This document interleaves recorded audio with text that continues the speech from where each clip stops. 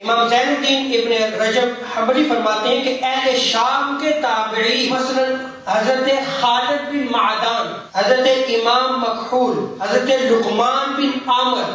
یہ باقاعدہ شب برات کی تعظیم کیا کرتے اور اس رات میں وہ عبادت کی کوشش کیا کرتے تھے۔ کیا اہتمام کرتے، کیسے اہتمام کرتے؟ میں تابعین کا قول نقل کر رہا ہوں، ان کے عمل کو نقل کر رہا ہوں کہ عمدہ کپڑے پہنتے،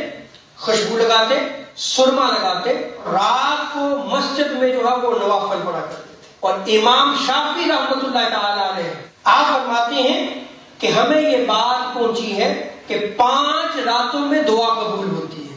ایک جمعہ کی رات، عیدین کی رات، یکم رجب کی رات اور نصف شعبان کی رات یعنی شب برات۔ ان تمام راتوں میں عبادت کرنا جو ہے وہ مستحب بھی ہے اور ان راتوں میں جو ہے وہ دعا قبول بھی